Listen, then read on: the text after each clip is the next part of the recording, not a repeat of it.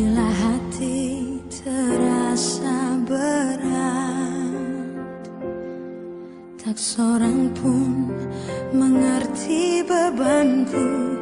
Ku tanya Yesus, apa yang harus ku buat?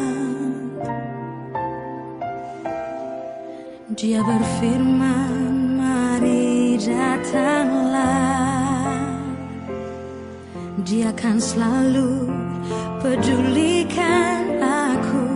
Ku datang Yesus, Dia pikul segala bebanku. Shalom saudara-saudaraku semua yang dikasihi Tuhan Yesus Kristus. Apa kabar? Semoga kita selalu dalam perlindungannya dan dalam terang kasih-Nya, dikuatkan baik dalam jasmani maupun dalam kehidupan rohani kita. Berjumpa kembali bersama saya di channel kami dalam Misi SPD Indonesia dengan program Obor Kehidupan Misi, di mana dalam acara ini kita bersama diajak untuk mendengar kisah-kisah pengalaman iman dari saudara kita melalui kesaksian imannya itu dalam kehidupan mereka sehari-hari, baik itu kisah sukacita, kebahagiaan, penderitaan, bahkan kepahitan dalam hidup, sehingga dapat menjadi pembelajaran untuk menguatkan iman kita semua. Kali ini saya mengangkat kisah pengalaman dari seorang ibu yang pernah meninggalkan imannya, namun kembali lagi kepada Tuhan Yesus, sehingga beliau dimampukan dalam menjalani pahit getirnya kehidupan yang dihadapi hingga saat ini. Seperti yang dapat kita kutip dalam bacaan Injil 2 Petrus 3 ayat 9. Tuhan tidak lalai menepati janjinya, meskipun ada orang yang menganggapnya sebagai kelalaian. Tetapi ia sabar terhadap kamu karena ia menghendaki supaya jangan ada yang binasa, melainkan supaya semua orang berbalik dan bertobat. Kemudian dilanjutkan dengan Ibrani 10 ayat 38. Tetapi orangku yang benar akan hidup oleh iman, dan apabila ia mengundurkan diri, maka aku tidak berkenan kepadanya. Saudara, sebenarnya Allah tidak menghendaki siapapun untuk binasa, yaitu Ia tidak menginginkannya atau mengharapkannya sebuah kebinasaan. Sifatnya yang adalah penuh kasih dan murah hati serta pengampun, Ia dengan sungguh-sungguh menginginkan kebahagiaan kekal dari semua umat manusia. Dan Allah yang akan menjadi hakim terakhir bagi umat manusia dengan pengaturannya dan masuk dalam rencana keselamatan manusia, jika semua orang bertobat dan menerima tawaran belas kasih-Nya. Begitu juga yang dikatakan oleh Rasul Paulus mengingatkan kepada kita bahwa orang yang tidak percaya atau ia yang meninggalkan agamanya akan mendatangkan ketidaksenangan ilahi. Ia akan menjadi seorang yang terbuka terhadap murka Allah. Judul naskah kali ini yang saya dapatkan yaitu Kupegang Janji Ibuku. Kiriman dari seorang ibu yang bernama Ibu Sandra dari Surabaya. Dari jauh nampak seorang ibu sedang sibuk membersihkan teras rumahnya setiap pagi, agar selalu bersih dan rapi saat tamu bertandang ke rumahnya yang cukup besar meskipun terkesan sudah tidak baru lagi.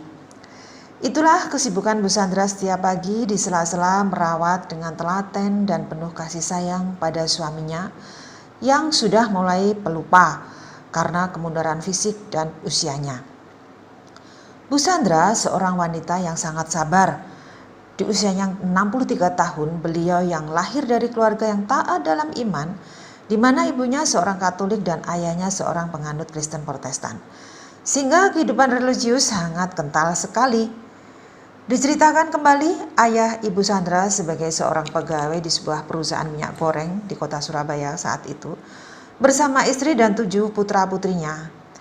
Ayah Ibu Sandra cukup sabar dan membesarkan anak-anaknya dengan iman yang kuat. Itu sebabnya Ibu Sandra yang menganut agama Katolik dan saudara-saudaranya diberikan pendidikan di sekolah Katolik. Kehidupan keluarga yang disiplin menjadikan saudara Ibu Sandra banyak yang sukses. Demikian pula kakak pertama Ibu Sandra yang seorang anggota TNI berhasil menjadi seorang atase militer di Washington, Amerika Serikat. Sehingga saat ayah Ibu Sandra meninggal karena sakit jantung, maka ibunya pun juga diajak pula di sana sekitar 3 bulan. Tetapi karena mengalami stroke, ibunya ingin meminta pulang kembali ke tanah air. Demikian pula dengan karir Ibu Sandra. Setelah lulus sekolah, Bu Sandra mencoba untuk bekerja di sebuah hotel yang cukup ternama di kota Surabaya. Sebagai seorang karyawan, Ibu Sandra sangat ramah dalam melayani dan menyapa setiap tamu yang menginap di hotel tempat ia bekerja. Ketika itu ada rombongan tamu bea cukai yang datang dari Jakarta untuk seminar juga menginap di hotel tempat Bu Sandra bekerja. Di antara tamu tersebut termasuk kepala bea cukai yaitu Bapak Rudi juga hadir. Pertemuan Bu Sandra yang memiliki paras manis juga ramah sempat menyita perhatian Pak Rudi dan rupanya membawa kesan tersendiri. Demikian pula perkenalan dengan Pak Rudi yang kala itu sudah berstatus seorang duda dengan sifat kebapaan dalam membesarkan kelima anaknya yang kala itu sudah ditinggal istrinya wafat, juga memberi kesan bagi Bu Sandra yang masih belia. Dan akhirnya diam-diam Pak Rudi meranu hati dan mulai mencintai Bu Sandra. Seiring berjalannya waktu membuat Bu Sandra menaruh perhatian juga dengan Pak Rudi. Kemudian dengan segala keberanian dimilikinya pada diri Pak Rudi itu, akhirnya memintalah ia pada Bu Sandra untuk menjadi istrinya dan sekaligus sudi menjadi ibu dari kelima anak-anaknya. Tak mudah bagi Bu Sandra saat itu untuk memutuskan menerima pinangan Pak Rudi.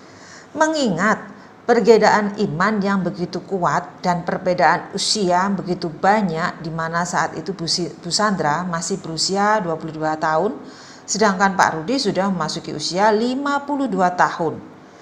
Belum lagi Bu Sandra juga harus bisa menyesuaikan diri untuk hidup bersama membesarkan kelima anak Pak Rudi yang kala itu sudah beranjak dewasa. Berbagai kemelut yang ada dalam benak Bu Sandra saat memutuskan menerima atau menolak pinangan Pak Rudi. Belum lagi, apakah bisa mendapat restu dari kedua orang tua Bu Sandra kala itu. Dimintanya Pak Rudi untuk beberapa waktu supaya bersabar menunggu agar dirinya bisa memberitahu tentang pinangan Pak Rudi pada kedua orang tuanya. Kemudian dikumpulkanlah perkeberanian diri Bu Sandra, akhirnya beliau pun memberitahu tentang rencana Pak Rudi untuk meminang dirinya pada orang tuanya. Kaget juga bersampur syok kedua orang tua Bu Sandra atas berita tersebut. Tak bisa diterima oleh kedua orang tua Bu Sandra dengan banyaknya perbedaan yang dialami anak gadisnya jika menerima pinangan Pak Rudi. Apalagi harus meninggalkan iman Katolik yang sudah menjadi bagian dari hidupnya. Akhirnya harus berpindah dengan menganut iman suaminya kelak. Tentu saja sebagai orang tua yang sudah mengalami manis pahitnya kehidupan perkawinan, pastilah melarang Bu Sandra untuk meneruskan hubungannya dengan Pak Rudi. Namun sekali lagi larangan tersebut tidak dihiraukan oleh Bu Sandra.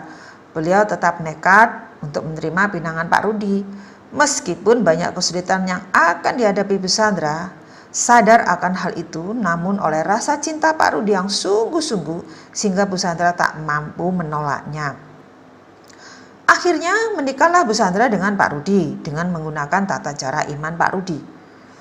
Kedua orang tua Bu Sandra tak bisa lagi melarang kemauan keras anak gadisnya, namun hanya ada 2 pesan dari ibunya yang sangat dia ingat sesaat sebelum melangsungkan pernikahan, yaitu yang satu, jangan tinggalkan iman karena Kristus sebagai juru selamat kita, dan kedua, pertahankan pernikahan, jangan bercerai apapun kesulitan yang terjadi dalam kehidupan pernikahan Bu Sandra nanti. Awal memasuki kehidupan rumah tangga bersama suaminya memang sudah terasa Bu Sandra diharuskan untuk mengikuti tata cara iman suaminya, termasuk belajar agama yang baru dan juga belajar membaca ayat-ayat kitab sucinya. Dan ketika itu ibu mertua Bu Sandra pun ikut serta dalam rumah tangganya, sehingga seringlah ikut campur untuk urusan iman Bu Sandra. Belum lagi harus menghadapi kelima anak tirinya yang sebenarnya belum bisa menerima kehadiran Bu Sandra sebagai ibu penggantinya yang sudah meninggal. Setahun menikah, akhirnya Bu Sandra dikaruniai seorang putri, membawa penghiburan tersendiri bagi hidupnya. Dan iman yang baru diterimanya ternyata dirasa Bu Sandra sangat menekan jiwanya. Bahwa beliau merasa tidak mampu untuk belajar iman yang baru, apalagi jika disuruh belajar membaca ayat-ayat kitab suci karena sebuah keterpaksaan. Tetapi tidak berserang lama ibu mertuanya pun meninggal dunia. Akhirnya Bu Sandra mengungkapkan kepada suaminya rasa ketidakcocokan imannya tersebut dan ingin kembali pada Tuhan Yesus. Beruntung sang suami yang sangat mencintai Bu Sandra mengizinkan pula. Sehingga mulai detik itu Bu Sandra bebas mengikuti misa di mana gereja tempat Bu Sandra tinggal yang terletak tidak jauh dengan kediamannya, sehingga cukup berjalan kaki saja. Sesuai aturan liturgi Katolik, Bu Sandra sadar akan hal itu karena dulu beliau tidak menikah secara pemberkatan di gereja, maka dengan segala konsekuensinya Bu Sandra tidak bisa menerima komuni. Namun hal itu tidak menyurutkan imannya, justru semakin dikuatkan oleh Tuhan, apalagi berbagai masalah rumah tangga mulai menerpa kehidupan perkawinannya. Dengan usia yang masih belia, Bu Sandra harus dituntut bisa menguasai diri dan selalu bersikap dewasa untuk mengimbangi cara berpikir suaminya, juga anak-anak tirinya sudah dewasa. Dalam keadaan sedih saat pergumulan batin itu, beliau hanya bisa memohon kekuatan dan ketabahan dari Tuhan yang selalu diingat akan janjinya pada almarhum ibunya bahwa dia tidak meninggalkan iman kepada Yesus Kristus serta bertahan dalam perkawinannya. Karena sejatinya Tuhan selalu mendengarkan hati umatnya yang remuk redam. Seperti janjinya, datanglah padaku kamu yang letih lesu dan berbeban berat, aku akan memberikan kelegaan kepadamu. Beruntung Bu Sandra memang sudah kembali ke imannya pada Yesus, sehingga dirinya selalu dikuatkan karena doa-doanya yang selalu dipanjatkan dengan kesungguhan. Tahun 1996 Bu Sandra dan suaminya pindah ke Kota Batu untuk menikmati masa pensiun bersama putri semata wayangnya.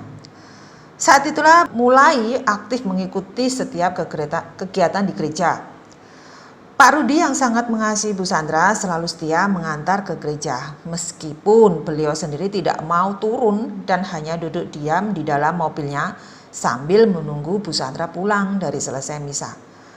Keadaan itu pun berlangsung terus-menerus. Ada satu cita-cita dari Bu Sandra yang selama bertahun-tahun dipendamnya. Akhirnya diungkapkan juga pada romo parokinya, yaitu Bu Sandra ingin memperbarui pernikahannya dengan suaminya secara iman Katolik, agar Bu Sandra bisa menyambut komuni saat misa. Berkat upaya dari romo paroki setempat juga yang selalu memberi semangat Bu Sandra dan mengupayakan pendekatan dengan suami Bu Sandra, akhirnya hubungan Pak Rudi dengan Romo semakin dekat. Disitulah Pak Rudi diberi banyak pengertian tentang pentingnya pembaruan nikah Katolik bagi Bu Sandra.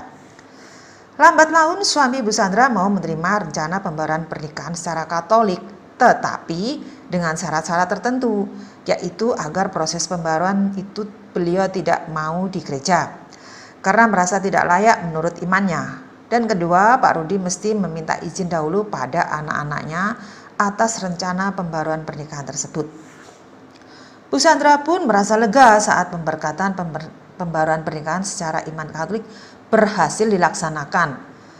Meskipun banyak kendala termasuk anak-anak tirinya sempat menolak dan memprotes datang sendiri ke Romo atas rencana pembaruan pernikahan tersebut.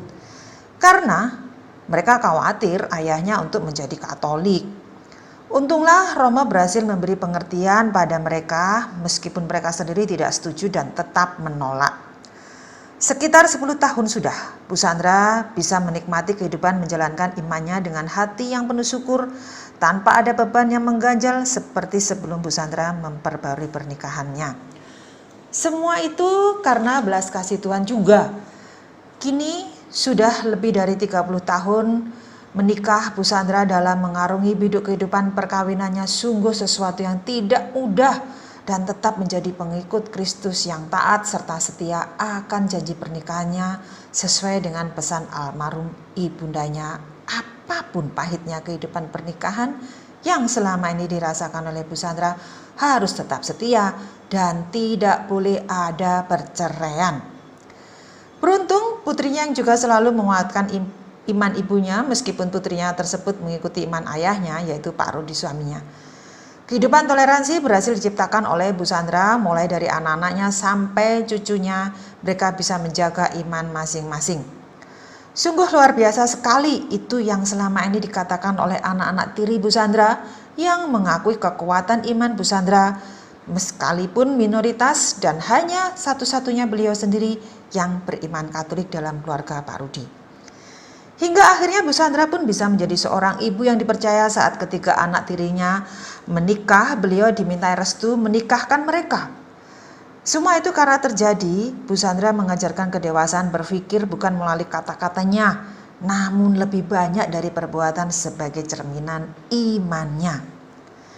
Saudara yang dikasihi Tuhan, demikianlah kisah perjalanan Ibu Sandra sebagaimana beliau mempertahankan imannya dan berusaha taat atas janjinya pada Tuhan untuk selalu setia pada pernikahannya walaupun sesulit apapun badai menimpanya. Bu Sandra hanya berpegang erat pada kuasa Tuhan Yesus. Dia percaya ada kuasa Tuhan yang selalu menyertai langkahnya. Dan atas saran beliau juga untuk anak-anak muda yang akan menikah dengan kasus yang berbeda iman agar dipertimbangkan kembali sebelum melangkah memasuki jenjang pernikahan. Karena memang tidak mudah menjalani komitmen atas janji pernikahan yang tidak bisa diceraikan kecuali maut saja dapat memisahkan mereka. Demikian kisah kesaksian episode kali ini. Kita akan berjumpa kembali pada episode berikutnya. Kami selalu menantikan kisah kesaksian iman saudara agar kita semakin dikuatkan dalam nama Tuhan Yesus dan semakin dipermuliakan. Kirimkan kisah kesaksian saudara melalui email kami atau WA kami seperti yang tertera pada video ini.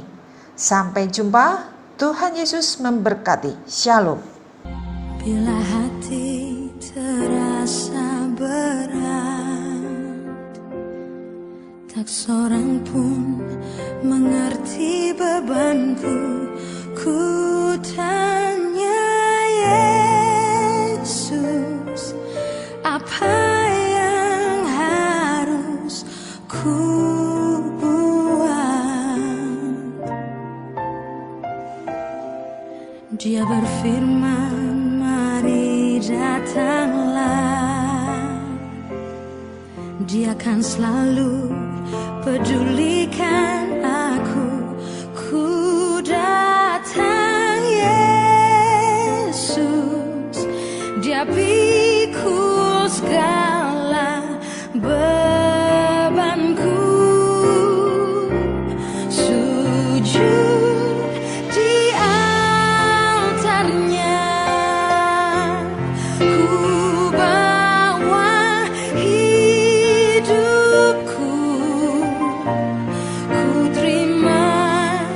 Anugerahnya Dia ampuniku dan bebas.